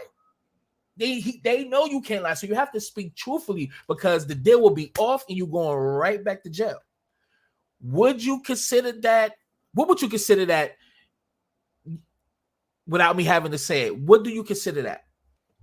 Well, because it hasn't happened yet. That's true too. I can't consider it anything. Maybe I actually did an episode on this case a couple of months on Streets and Scholars, and when I looked at the evidence, I concluded that they have a very flimsy, small case against Gunna. It doesn't seem like he's really involved in anything major. So maybe we don't really know to what extent Gunna's involved. Maybe Gunna doesn't know anything. So until he's called to come to court and say what he knows, it's just too early to say. He might come to court and they might ask him, you know about this rental car? And he's like, no, I don't. Were you involved in this? No, I wasn't. And if he doesn't know anything, then that's what it is. But if he does know stuff, then he will be compelled to tell the truth, because if not, then he will end up going to prison. Right, and then the public is going to consider that snitching. I'm all about black empowerment. Cleaning up our fucking streets and shit like that. Stop killing each other because there's too much going on. And sometimes we just know the sad to say, the hood mentality and how we gonna look at things. But however, they trying to get Young Thug. So this is a RICO case. So they have to go through the little minions, the little soldiers that's under them to get the big fish. And it was two, which was Walter Murphy, who was the co-founder of YSL with Young Thug. Now it's only Young Thug left. So they're really trying to smoke his boots right now. What's your overall thoughts on that? And then that's pretty much it. And close out and give your context again. I appreciate you. Well, I thought when you say RICO, you got to be clear. This is Georgia RICO. Okay. A Georgia RICO case is just like any other state case. This is not like a federal RICO case. You don't have U.S. attorneys prosecuting. You don't have the unlimited sources of the United States government. So RICO in Georgia is much different from a federal RICO. Okay. So, and this Georgia RICO, the minimum sentence on the Georgia RICO is 5 years. So he got the minimum sentence on the Georgia RICO. He just got time served and a suspended sentence. He still got 5 years. So he's been sitting in the county, the jail there for 10 months, almost a year. So what about Young Thug though? I'm really talking about Young Thug as far as the time that he would get off that. Well, it all depends on how much evidence they have against Young. See, when you read the entire case, I think it was about 180 acts. If you read the whole indictment, most of those acts is social media. At least 100 of those acts are photos, text messages, DMs, Facebook, Instagram. There are 2 murders in that case. Yeah. But those 2 murders, they are identifying someone else as being responsible for those 2 murders. So the only thing I'm really worried about are those 2 murders. Those 2 murders are the only serious crimes in this entire of the 190 crimes that they're alleging, or the 190 acts. Which is crazy is the murder's an act, posting something on Instagram is an act. So of the 190 acts, only 2 of them are serious, and those are the only 2 that's going to get you some serious time. Right. And is Gunna or Young Thug connected to those 2 murders? I don't know. It remains to be seen. But those are the only things I would be concerned about if I was Young Thug. If I'm Young Thug, I'm only concerned about those 2 murders that are mentioned in this indictment. That's right. All right, man. Close out one more time. Give everybody your contacts once again, brother. And again, I appreciate you. Yeah, you can check out my YouTube channel on it's called Street TV. And I have a whole bunch of synopsis videos of each day in court if you're interested in this trial.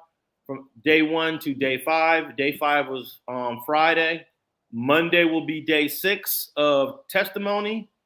And you could also find me on Alex Alonzo 101, Twitter and Instagram. I've been posting a couple of little video clips. I did catch Tory Lanez leaving the court. I get video clips of Tory Lanez leaving the court because it's easier to get it because I'm not so rushed. But in the morning, I just go right into the courtroom. I don't get any footage of whoever's coming to court. But yeah, man, if you want, I tap in with you Monday night, Monday evening. What city are you in? I'm in New York. Oh, you're in New York. What part? Because there's people out there in the world. Let's okay. say I'm in one of the 5 boroughs, brother. You're in one of the 5 boroughs. I was born in one of the 5 boroughs. Say word. Oh, that's what's up. So that's love right there. Well, you can say what part because you in LA, right? Yeah, I was born in the Bronx. Okay, salute to the BX, man. Salute. I was born in the McKinley housing projects, 161st Street. Oh wow. Okay. That's Yankee Stadium and all that. That's 161. That's close by there, but Yankee Stadium was about a 9-block walk away when I was a kid. And Yankee Stadium was over by Jerome Avenue. If you know those streets. Yeah, yep. But I grew up in Los Angeles though. Okay, that's what's up. Yeah, I had a parent. I had one parent in Los Angeles. I had the other parent in New York. So wow. Yeah. See now that's what you call bridging the gap, nigga. Literally. Okay. Hey, right. I'm considered one of the dudes who actually introduced Los Angeles to hip hop in the 1980s. Word? Yeah. Okay. Well, we sitting with a legend, Mike. Yeah, I'm in a couple of books on Los Angeles hip hop, and I'm mentioned as being one of the early introducers of that because that was around the time when I first came to Los Angeles from New York. And hip hop has always been big in New York, but it wasn't big in Los Angeles when I arrived. Right. But so you rap? You rap, Alex? No, it was graffiti. It was graffiti writing. Okay, I'm just messing with you. That's what's up. Listen, I thought you was gonna start beatbopping. Nah. We definitely got to do a show on that, man. I would definitely like to interview you on that as well, man. Yeah, that's history. Those are gems. You are a walking vault that needs to be opened up. Pause. So we definitely need to have a discussion on that, man. That's dope, man. There's a book out there called The History of Los Angeles Graffiti. And I'm mentioned in that book as being one of, I'm not going to say I'm the first one. Right. A couple people got mad at me, but I'm one of the first ones ever to write hip hop graffiti in Los Angeles. The History of Los Angeles Graffiti. Correct. That's dope, man. Yo, and definitely Monday. I would love to we love to do this again on Monday evening as well. Send me a DM at Alex Alonzo 101 on my Instagram with your information, and I'll get in touch with you on Monday. Okay, cool, man. Are you gonna be online? Are you gonna be online during the lunch hour? I could tap in with you during the lunch hour if you want. Hell yeah, we could set that up. Yeah. Okay, so at 3:00 your time they take lunch. So maybe I'll tap in with you. It'll be 3. Do you go online that early? Yeah. I'll make sure I do. I'll tap in with you. I'll tap in with you at like 3:15 your time, and let you know what happened on Monday morning. Hey man, thank you, man. And I'm gonna hit you up soon when I get off. I'm gonna DM you soon when I get off, man. And it's a pleasure. Thank you again, everybody. Alex Alonzo from Street TV, man. Thank you, King. And I thank you all Viral Access Media followers. I appreciate you having the patience and listening to what I had to say. Have a good one. Peace. Man, that was dope, man. Dope. Salute. Make sure y'all go follow him now. Now, was this a great? This was just like what the sister Quit Along. That was sporadic out of nowhere. Same thing with this. So salute to the homie. This is the second time I had him. He was on my show. Salute to him. If y'all enjoyed it, please make sure y'all go subscribe to his YouTube channel. Follow him on Instagram, Facebook. Go to his website. Do all of that because he's definitely there as well. Shout out to Mob Radio because she's doing her thing too, and he's absolutely on the ground doing the groundwork. He was doing the Nipsey Hussle stuff too. So salute to that man. And I'll close by saying, if y'all had a good time, show some love to the goddamn platform. It's like pulling teeth. What's your thoughts overall, love? Man, it was a good interview. It was great, man. You know, I I was doing a little bit of my research and he just put it all together. But I definitely think Tory gonna get off. Those Yeah. my thoughts. Just because of the doubt. Right. So not meeting the burden, the burden of proof. So definitely. How you feel about it? Man, I feel that Tory is going to get off. I feel Megan Thee Stallion career, to be honest, like somebody coined the phrase for me, sophisticated taste. As far as the music, she's not my type. I don't listen to her, but I don't like Alex said, it's going to be temporary. Her she might bounce back from this career wise, but far as her as a person, everybody's going to look at her funny. She's going to be judged a little bit more. She's going to be critiqued more. People's going to probably have their wall up a little bit more or try to Mike, But- ain't nobody gonna let they man buy her. Exactly. Yeah, but Honey, okay. you at the Grammys, right? You at the Grammy party. You gonna be glued to your bed because Real. She gonna be. we know what she capable of. That's Yeah. character wise. We were talking about that earlier.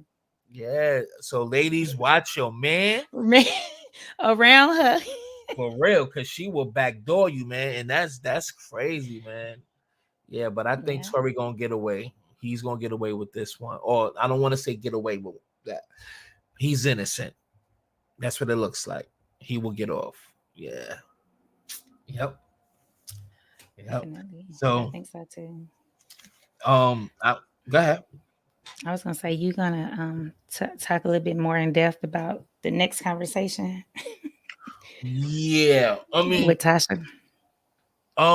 What's your thoughts on the Tasha shit then? Man, play that. Yeah, play it. Yeah, play it because it's a lot of people in here that may not have heard it.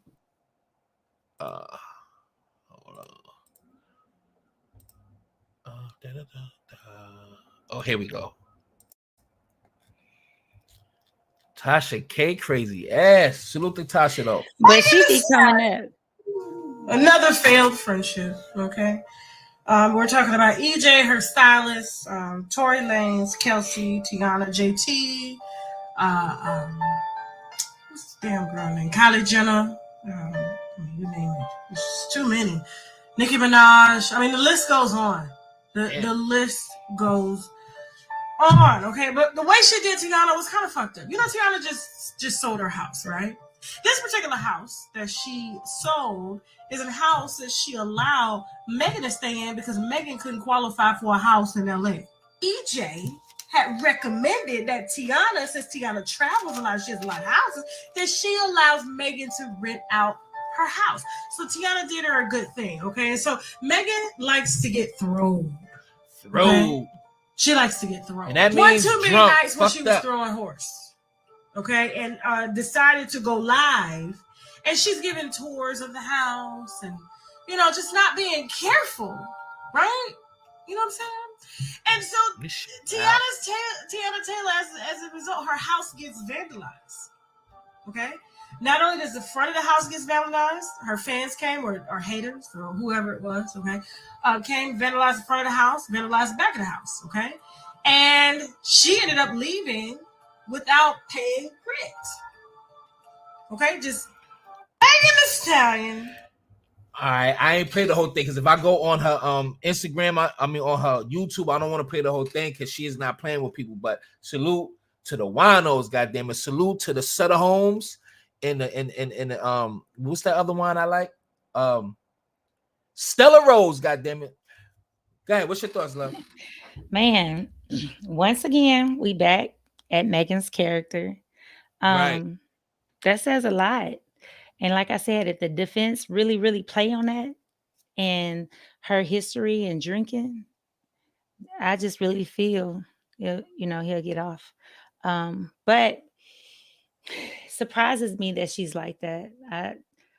Just how she came out talking about her mom passed and, how she didn't have a dad.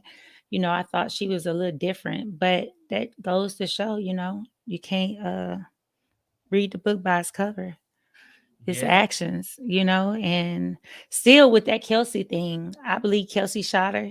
And, even though I don't condone violence, y'all, but I definitely can see her frustration and how she left everything for her and she was backdooring her. That's terrible. So She did Nikki dirty. So I'm trying to figure out what she do with like what was it that she did that like we don't know too much, but it's like every person she comes in contact with, she get into it she with. burn a bridge. You know what I'm Mhm. saying? So is it because she's always belligerent? Has she always been this way? They say that she had issues with her moms. Like, Yeah, I remember Jason Lee a little while ago. I was watching him and he talked about this. This is before, maybe like a year or two ago. He was talking about how she was getting into it. I think at that time she got into it with EJ, which was the hairstylist or the makeup. Some people may remember the makeup artist. right. She got into it, and then they was at a party and JT and her, they approached DJ, and it was just really, really um not a good vibe.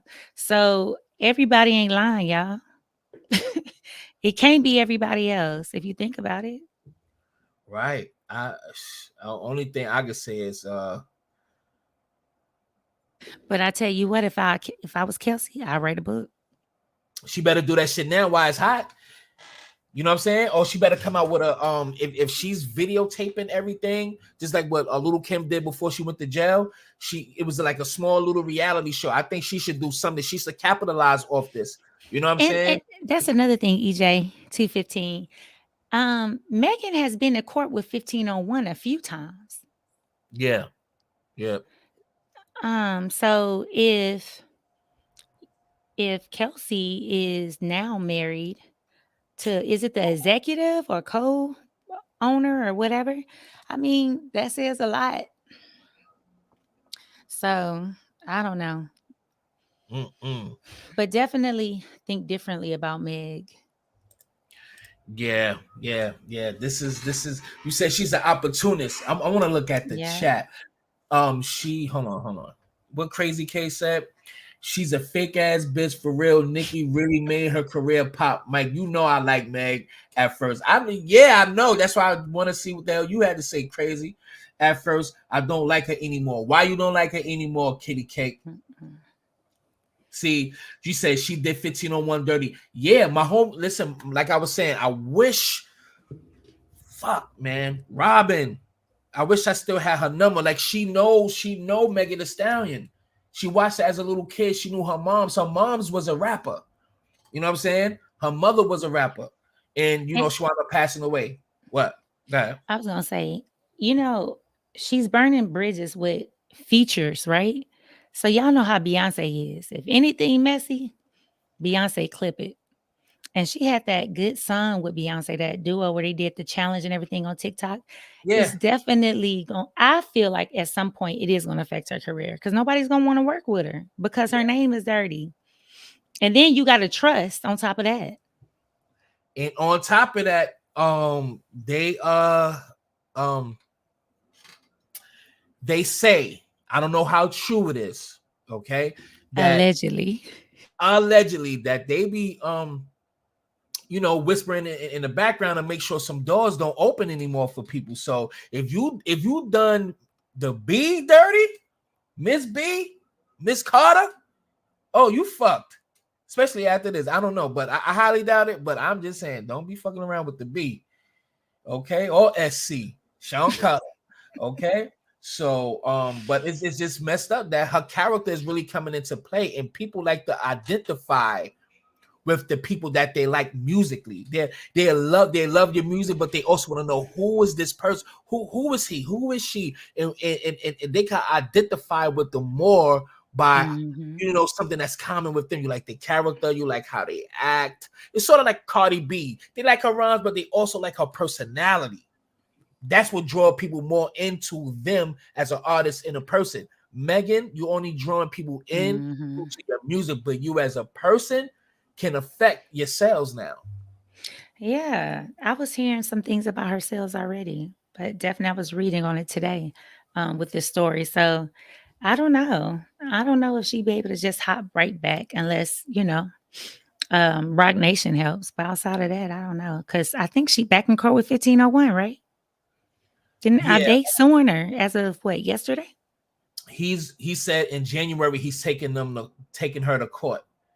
Mike, I see her for who she is now, and her music hasn't progressed, and I have had fake friends like her.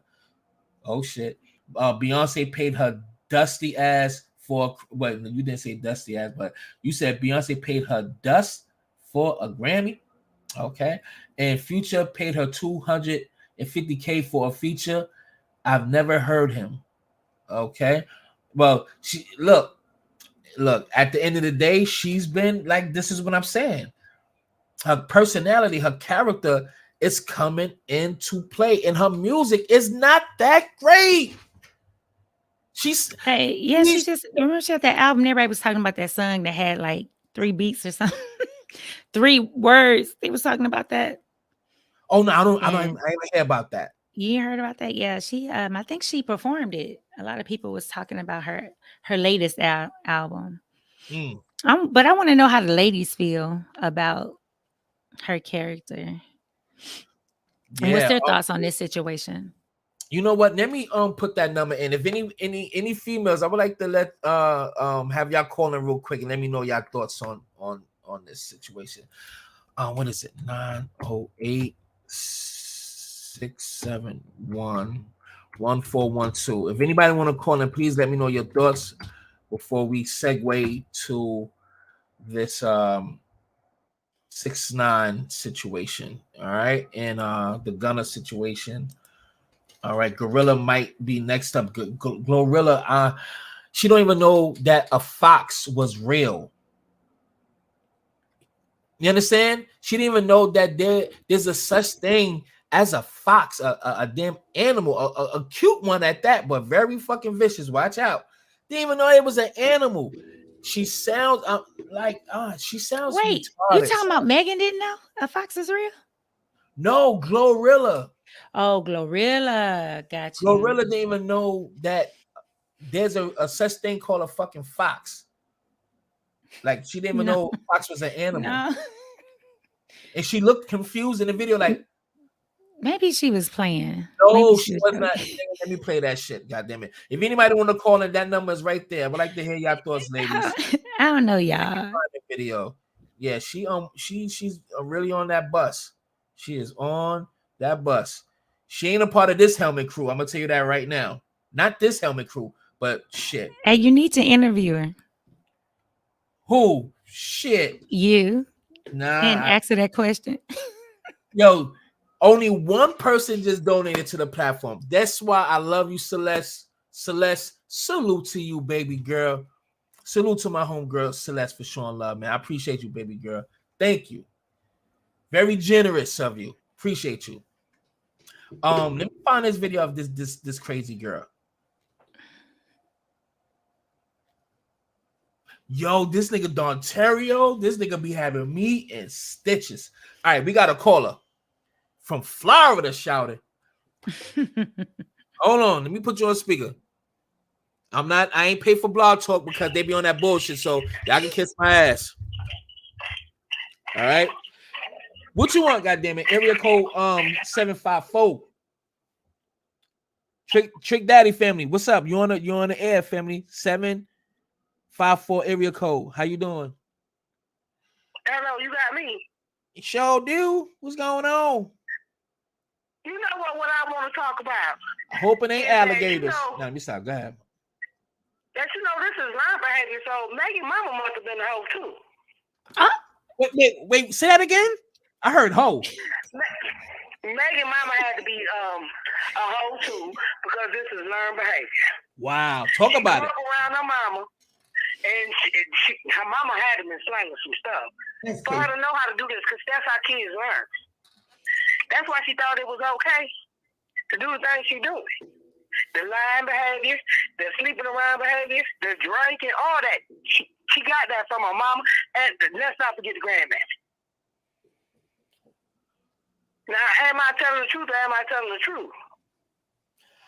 I mean, you could be onto something. Because everything is learned behavior. How you grow up, your surroundings is learned behavior, you know. Thank you. So you may have a point. You may not be reaching there because you definitely have a point. It could be learned behavior. Who knows? And like I said, my homegirl Robin, Robin, if Robin husband listening, tell Robin to give me a fucking call. Stop playing. I got my new number. DM me. I'll give you my new number. I'm a find Robin. Yeah, this girl. Huh? I feel sorry for her. Hold on, somebody else calling. You have them kind of kids that be doing that. 678. You gotta have to hold on, Georgia. Oh, go ahead, ma'am, from 754. I'm sorry. Go ahead. Yeah, like I was saying, you know, you got to protect your kids from kids like that at the school because that's how their household grew up. She grew up in this stuff. She don't know no better. So that's why I say I'm gonna give her a little grace. All right, hold on. But now she grown, and then to college, she should know better, but she don't know no better because that's how she was taught. Hold that thought. Go ahead, Coach C. You know, it is possible it's learned behavior, or it could be something about survival, you know, just trying to get what she can get. But definitely this seems like, well, she was saying that she didn't have her dad and her mom passed, so she don't have that. And I'm just saying, I don't know, right? I haven't assessed her, so I can't say, but I'm just kind of giving her grace, right? You know, some people, they become gutter because they had to. So definitely it can be one of those, but she's an adult. She's 25. I think she knows what's right from wrong though. And it seemed like she's been doing pretty well. 14 when she was out there slanging. Huh? You said what? You said she was out there at 14 slanging what, ass? 13, 14 when she was out there slanging. Let's not act like that girl wasn't slanging in. She been doing this. I mean, listen. She was definitely. I can't call it now, but I'm pretty sure she was out there doing that then, and a mammy co-signed it. Damn, I can't even ask that question. Right, because I was going to ask you, how old are you, ma'am? But you can't ask no grown women how old you are. But I know you speaking from wisdom. How many kids you got? 8. 2. What? You only got 2. Oh, I hear that, ma'am. How old they are? 60 and 140, 48 now? I got to chill out tonight. I'm just playing. I know, I'm just joking, love. I'm just fucking. Huh? They good kids. That's right. I know they good kids. That's right. What part of Florida? Nobody want to know. I'm getting real sick of black people. Why we won't tell the truth about nothing? This is why we can't get nothing, because we won't tell the truth about nothing. Like I say, I'm gonna give a child grace because she is a child to me. Right. She's a child. She made a mistake. You know, she's trying to grow up, but she wasn't taught better. That's why she don't know how to do better. I hear that, ma'am. I would just say you have a point. You definitely have a point. What part of Florida are you from, ma'am? What part of Florida? Broward. Okay. Broward. Okay. Okay. Broward County. You in the hood, goddamn it. I know all about that. Hollywood, Florida. Okay. Deerfield Beach. Ain't nothing. I'm scared of you. You probably got dreads and gold teeth. Okay. and the cutlass in the driveway, goddamn it. I got to watch out. Down with the Zoes out this motherfucker. I gotta go to work in the morning. I came across my channel by mistake, but I'm glad I did. Thank you for calling in, ma'am. I definitely appreciate you. And you get your rest now and take your behind to work in the morning. Y'all have a good day. You too now. You too. Goodbye. You know, I had something extra to say. I'm too extra. We got Atlanta in the building. What you want, goddammit? Hola, hey y'all. How y'all doing tonight? I'm sorry, hold on. I'm going to be, this is manual. Fuck Blog Talk right now. So I'm sorry. So y'all kiss my ass. All right, Georgia, what you want now? Hey, Mike. I just want to say, you had asked our opinion what we think about Meg Thee Stallion, and I just feel like with this case and some of the things that's coming out, I felt like I knew she was lying, and I hate saying that. Well, I don't hate saying that. Don't let me say that. Okay. You never want to say that somebody didn't get hurt or domestic violence wasn't done against them because we was not there to see it or to witness it or whatever words you want to say. But right. I feel like with some of the stuff that she's saying now, like it coming out, I feel like we found out that she has lied about some stuff, regardless of what the reason is. You told a lie when you could have been told us the truth and even told us the reason behind you lying. I would have respected that more than you just now because you're in a court of law. Oh, now you want to say I lied. So no telling what you done lied about, and you don't seem like a good person because of how you did, Kelsey. Like that was so wrong. And that girl, to go from having your own place and having your own stuff and then working with somebody and then you basically like homeless because of this person, like, no. You depending on her. She was depending on her. That sucks. Yeah, it's that to me, and for Kelsey, I believe Kelsey got them hands, and I believe she put her hands on Megan like she beat her up. I believe they did have a fight. It was a bump. I believe they got into a good fight. And the girl got beat up or whatever, like she got her licks and she was pissed off because, like she said, like it came out, this ain't the first time you done did this girl like that. As far as like backdooring her when it comes to a dude. Don't no friends do. Me and my friends, we don't even have the same type of men, like interest in men. So it's like, I could never do my friend like that. Especially somebody I consider a best friend or, you know, and girls, dudes do it too, where like y'all become close and you be like, "Oh, that's my brother." I could give a story with that. I would never go behind my people back. That's like my best friend. I want to say it, but I'm not even going to do that. That's too personal. But that shit happened, and I told my boy to stand a third. You know what I'm saying? So when you have love for somebody genuinely, you don't do anything that are like backstab them. That wasn't your that she wasn't her best friend in the first place at all. Yeah. You know, go ahead, continue. And I just feel like knowing that and knowing the code, because between females, if that's your best friend, like y'all call each other sister, it's a code with that. And she just broke the code. And for me, we ain't even friends, but I don't trust her. Like, baby, in order you say something, you got to have some concrete proof. Because if not, you lying. Right. I call it like I see it. But that's just how I feel. I feel like since she did that, like, I don't look at her. I feel like I don't look at her the same. Like, I'm not interested in your music. I don't want to be bothered with you. I want to hear what Tory got to say. In his last album, he got a lot of streams. And he did the NFT, and he got a lot of money off that. He definitely he the one, even though NFT was out before Tory Lanez, but once he got up on it, and during he took the momentum, like he definitely capitalized off that momentum of, you know, this trial before the trial came. He did the NFT, and that's how everybody started jumping off NFT because of Tory Lanez, because he was so successful putting that album out on the NFT. In closing, because I have somebody else waiting, but I definitely appreciate your time. Go ahead.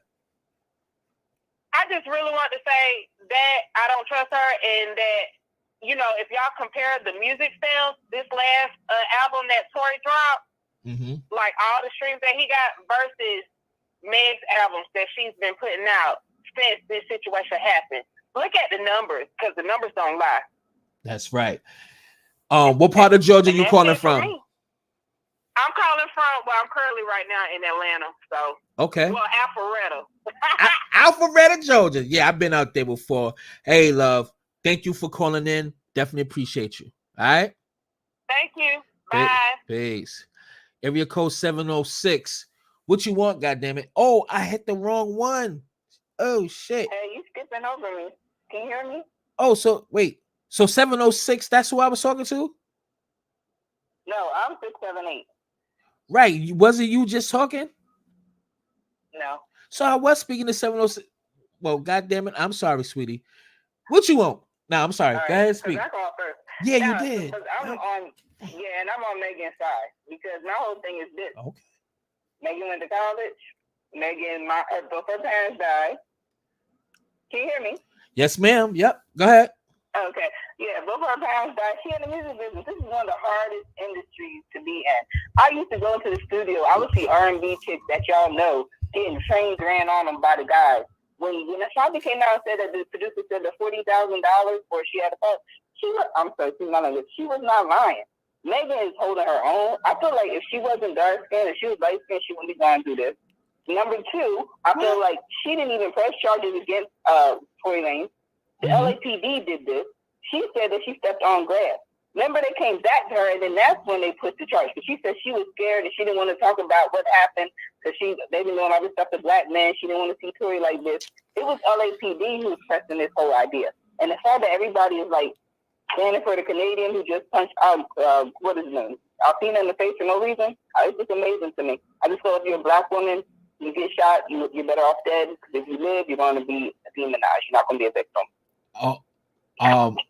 Do you have anything to say to that, Miss C? Did you hear her? Yeah, I definitely understand trying to survive the music arena industry, but she's had problems with a lot of people, and they're other black women. So that would be. Wait, hold on, because no, she gonna be able to hear you. Let her go first, and then you speak. Hold on, C. All right, because I'm gonna have to stop these calls now. Area code 804. You got to hold on, and I appreciate you. Just hold on, family. All right. Oh shit, the conference call hung up. What the blood clot? Dad, what was your thoughts on that? We know she's not innocent. I mean, you could ignore the facts or ignore what people said, or you could ignore the fact that she lied to America in regards to her sleeping with him. But you can't say it's everybody else, right? You can't say it's everybody else. Right. I mean, you can, but all you doing is facilitating the bullshit. I mean, that's real. So, I mean, and the whole she black, yeah, and saying that she's a black woman. Kelsey's a black woman. What's her face? Tiana is a black woman. I don't think colorism have anything to do with it. But I definitely want to say you can't slap somebody else's hand and hide yours. It's just, yeah, she definitely, but she have an opinion. But I think that may be something that she might be dealing with since she brought that up. And I'm gonna call her back just to get her full thoughts on it, because it only make you feel like that we have to understand the reality of how people think, and there's going to be percentage of different opinions and how people's going to feel. So even though everything that you said and all the evidence that's against Megan, for some reason, some people is not going to use that as evidence to think outside their own box, as you can see. You understand what I'm saying? So only thing I can imagine, just like Alex said on the show, that if the jurors are critical thinkers, I'm gonna always go back to that, because if there's people like that, not saying that she's wrong, however, she have to look at things overall instead of one dimensional from my POV, that he's in trouble if that's the mentality that they're having as jurors. So that's what I have to say on that. But area code 804, I'll probably take 2 more calls and that's it. Goddamn. 804, what you want? Hey, Mike, this Paper. Of course. This who? Yours truly. Oh, what's up, love? But yours truly. Yeah. What up? I just wanted to kind of chime in on what the previous caller was just saying. Mm-hmm. I feel like a lot of people have already made their choice on who they think is right or wrong based on her being a black woman, regardless of her shade of black woman. They still want to support the black woman, regardless of the evidence that's been proven time and time again. That's just their decision. Right. And I also wanted to say the August Alsina thing. We got to talk about that. And we also have to talk about the fact that neither August Alsina or Megan pressed charges, right? So why if Either he's the biggest producer thus far, or nobody is being honest here. Because he can't be walking around 5'3", as they say, beating up everybody, right? And nobody's pressing charges. That don't make sense. Right. Like, this would have been the opportune time for August Alsina to press charges, being that he already had their pending case, right? Right. I mean, August got everybody thinking he's gay with his little brother, so he's already a troll. So we already know that. So we can't even take what he's saying because we can't take him serious. Mm-hmm. So I don't even know why he's even in the discussion. But when we go back to Kelsey and Meg, that whole situation, I mean, is there anything else to talk about? The damn bodyguard is missing. I mean, what else do we need to talk about? Right. Nobody wants to really truly discuss what's going on. And in my opinion, I feel like this is all a play. The play is to mess up the trial because they know it's BS. The plan was to have everybody lie so that she can capitalize off of it, which she did, and she drank and drive. The jig is up. The jig is up. So right. Go ahead and dial out gracefully. That's it. That's all you can do. Let the trial go ahead and do what it's going to do, because if that happens, then they all get to stay safe. She gets to still say he shot her, but they messed up the case. Kelsey, she's already doing what she is. But Tory is still going to be in the air, and everybody has already accepted him back into, that world now. Right. So it'll be an even slate to her. She can keep her deal with Rock Nation, and they can kind of move forward if that's what they choose to do. So I think it's all a play anyway. Right. There's nothing else to do. What else can happen? Nah, I feel you. I just feel like, eventually her career, she's probably going to get some momentum depending on the features that she get, because a lot of times, it's not like they're going to do her like how they do Chris Brown. Rihanna done moved on, got to have a new baby. She's probably going to get married to ASAP, who knows, but she has moved on. Chris Brown is doing big things, and he got his own daughter. He has moved on, and they still holding that against him. Would that be the same for her? Mm-hmm. Who knows? No, because everybody still wants to say protect Black women. And I'm just a person. With me, I'm a woman, yes, but I have sons. And I raised my son. You don't put your hands on a woman. But if she's putting you in a position where she's putting her hands on you, then yeah, you got permission to shake the shit out of her. Like, seriously. Yes, shake the shit out your ass, okay? Yeah, shake the shit out of yes. Seriously. Because men are chemically stronger. So where's the accountability? Where's the accountability? So we're supposed to protect Black women, and a man is supposed to, you're stronger than her, so you got to let her beat you all in your face, and you got to let her beat you up because you're chemically stronger than her. You're strong. No, she know I'm chemically stronger than her. So what's up with her? Where's the accountability? And words hurt more than physical too. To be honest, you know what I'm saying? Because women can say some shit that can make you look in the mirror like, is she telling the truth? Or make you think to yourself. Yeah, make you question yourself. Yeah, absolutely. so women shit. Okay. Like they beat you. We can, and women. I'm sorry, Mike, but we know that we are, further than, more mature than men. I'm gonna say smarter than men. I'm gonna go ahead and give it that.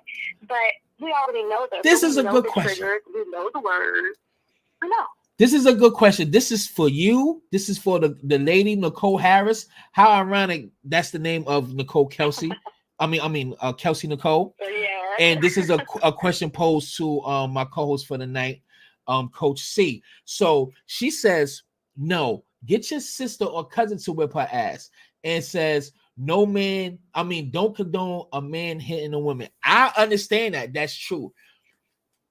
Some women, that's why, however, goddammit, and some women, that is the highlighted word, some to the 15th power, some. Yeah. Right? And what happens in the heat of the moment? Right. And so some women will hold on to that and use that as a crutch or a pass to try to physically hurt that man, stab him, slap him. Throw a fucking plate, throw an iron, throw hot water. Oh, that happened to me before. So it's like, damn, now if I cross kick this bitch, I'm gonna be in the wrong. You know what I'm saying? What the fuck? That one hit and you out of here. But she gets to do everything. And what if you're that's not fair. situation or trying to leave and she's not letting you lead, let me call my cousin. No. Shake the shit out of her. Sorry. Pinch the shit out of her. Sorry. You need to make sure that you leave the situation too. Word, pinch the shit out her arm or something, bite her or something. I'm sorry. Like, chill No, out. but I'm being honest, man. Don't pull no knife out on me. No, because one little prick, that's it. You're fucking dead. I done seen it. And I'm gonna lose it. I'm fucking you up, love. I don't give a fuck how pretty, however you look. I'm gonna fuck you. I'm gonna slap the shit out you. I'm not gonna like beat you like a man, but you gonna feel something and you ain't gonna like it. Don't pull no knife and try to threaten and stab me and shit. No, I'm gonna fuck you up, love. Sorry. Kiss my ass. Right to feel protected. Everybody has the right to feel protected. Everybody. That's right. Man, woman, gay, whoever. Everybody has the right to feel protected. So before you put your hands on that man, you better think about it. You don't know how he was raised. You don't know what happened to him earlier. Right. The next round might be about you. And I don't condone hitting women. I do condone protecting yourself, like a little slap. But I'd rather you to restrain her. I'd rather you restrain her, grab her arm, pin her up against the wall, or something, like hold her arms down to where she can't hit you. Stuff like that. I recommend that. I don't recommend any physical punching and all that stuff. I don't recommend that. Huh? You know what happens after that? You know what happens after you pin her down for a certain amount of time, let her get back up and bite her on the neck, suck the neck. You know what I mean? No. What? Now you got to kidnapping or holding her against her will. Oh shit! Damn, I was thinking Nancy. I got to get out the gutter because I'm so. But I'm just saying, a fucking Ninja Turtle. The man's gonna always be wrong, right? So where's the accountability? If you already know that, I mean, how long has it been killing nigga season? They say, oh, it's so dangerous to be a black man. It's so dangerous to be anybody nowadays. Anybody. So where's the accountability? You need to think before you act. And Megan didn't think before she acted. And just to just to go back there, I honestly believe that Tory made the comment about her music, telling her that her shit was trash. Because that would be true. Oh wow. Yeah. And she got upset because she hasn't pushed no numbers. Her fans, y'all are not even buying her music, so stop it. Like, cut it out. What's your thoughts, Coach C? Well, definitely you have to protect yourself. Not condoning violence, but you definitely have to protect yourself. Best thing I would do is try to, if I'm a guy, try to leave.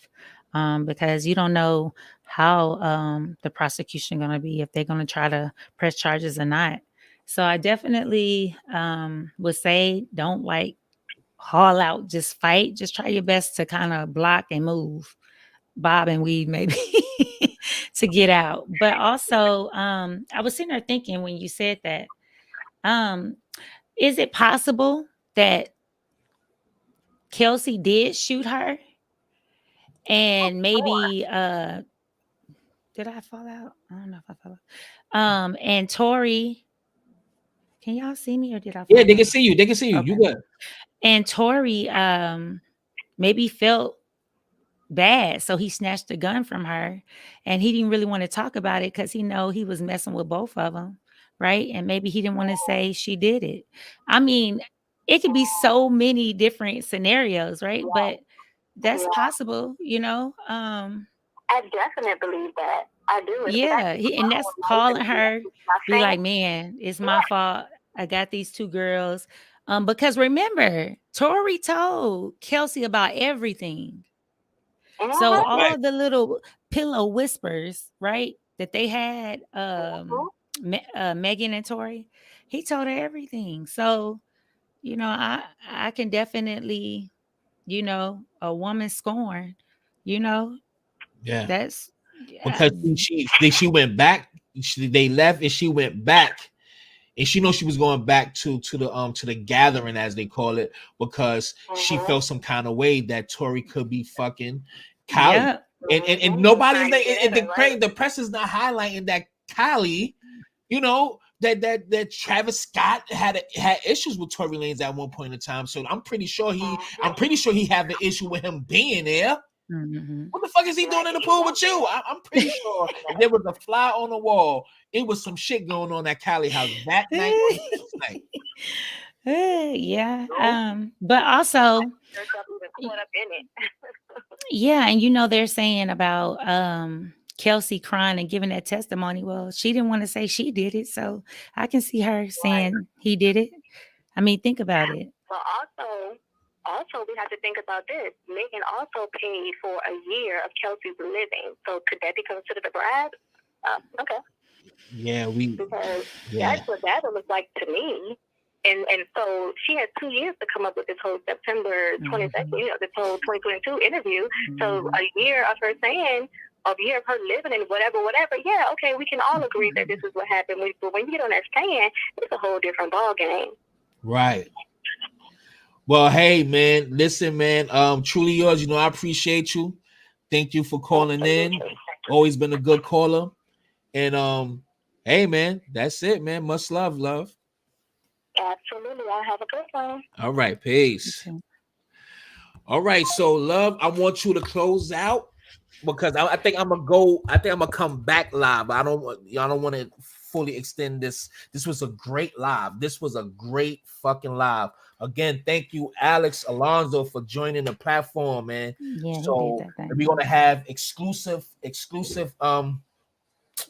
info on the trial on Monday. So he's gonna come back on 3:00 Eastern time on a lunch break for with an update on what happened on what's that? That'll be day 6 of the trial, day 5, day 6, whatever it is, Monday. All right. So hey, what's your overall thoughts about all this, love? And close out, give everybody your contacts, all the good shit. Okay, so I definitely think that the jury's going to have a hard time deciding as far as if he's guilty or not guilty, because people just have different opinions. But they are, based on the instructions for the jury, they are supposed to, right, go by what was testified, what they said during the trial, and also go by what was done and what was not done. And based on that, I feel like it's doubt. And then hopefully the bodyguard do come, but I'm not sure. But they said as of 2:00 today, they said that there was no missing reports. So I don't know where people got that from. That was on TMZ earlier. So definitely, we really just have to wait because everybody got their own opinion. Also, I'm Coach C with Sessions with Coach C. I'm a licensed clinical therapist, educator, and a mentor. You can check me out on my YouTube, Sessions with Coach C, and also on Facebook. I do go live once a week. And I also would like to engage if y'all have questions in regards to everyday life, right? So check me out. Go like, subscribe, and we can really talk. And I know Mike said that when I do my men's group, he might be up in the house in the building. So that'll be good information, right? I'll definitely be in there. Yeah, for sure. Definitely. And that's regarding DJ Twitch in regards to his suicide. So we kind of want to talk about it, right? It's a lot of things that was said. And I know one article said that he left a letter and it was based on things earlier in his life. So that's really interesting. And I definitely want to talk about it. Also, I mentor girls ages 10 to 17 on mental health, positive lifestyle choices, and suicide prevention.